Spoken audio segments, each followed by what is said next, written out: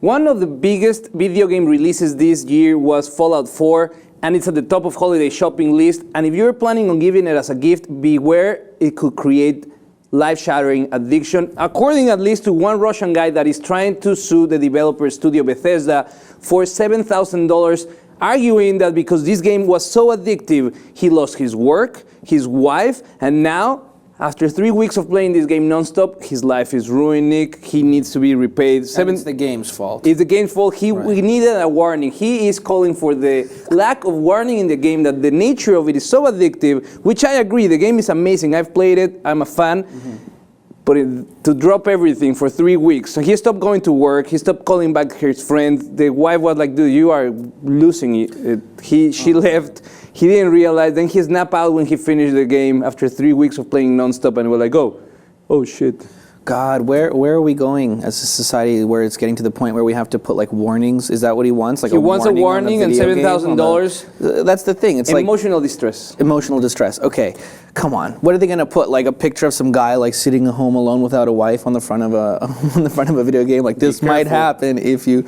Here's the thing. Ridiculous. This is the first case that comes up in the Russian courts. This guy is from Siberia, and never before there has been a person suing a developer studio about a video game. Here in the United States it's different. Back in 2010 in Hawaii, a gamer attempted to do it with a different company, a game called Lineage 2. And the story with him is different because he was deep into the game.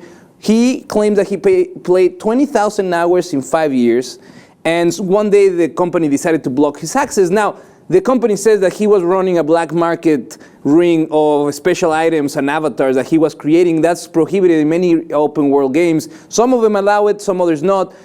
Those who don't patrol this situation, and they decided that he was no longer welcome in the game. So he tried to sue them, asking for access because he became so addicted with the game that he can't play it anymore and he deserves a chance. He lost. The case was dismissed with prejudice, settled out of court, but there was precedent here.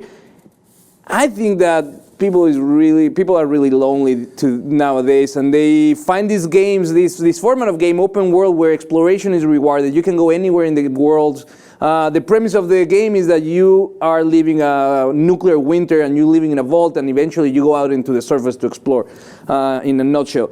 It's an amazing game, but to lose 3 weeks of your life and waste a relationship and a job. I mean, Jose, this guy we're talking, the first guy, let's call him Fallout Boy, okay?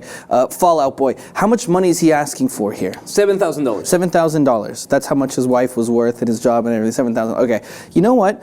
I think this might honestly stem from this like culture of being able to sue everyone for anything in Russia, because you know how if you go on YouTube you always see these like dash cam on like crazy car accidents in Russia and stuff, because everyone has a dash cam on their car. That stems from from this huge issue of people making false claims and saying, you know, someone hit me with their car when they really didn't, and there's this whole culture of saying I'm going to sue you for such a minor small thing. Yeah. And I think that's where this guy gets the idea that it's okay to sue for this video game ruining his life, when in reality the makers of this game just made a good game. They made a good game indeed. The lawyers are taking this case in behalf of the guy who lost everything to Fallout 4. They say that they're just trying to explore how far they can take this case, because it's the first time in Russian law system that something of this nature has come up.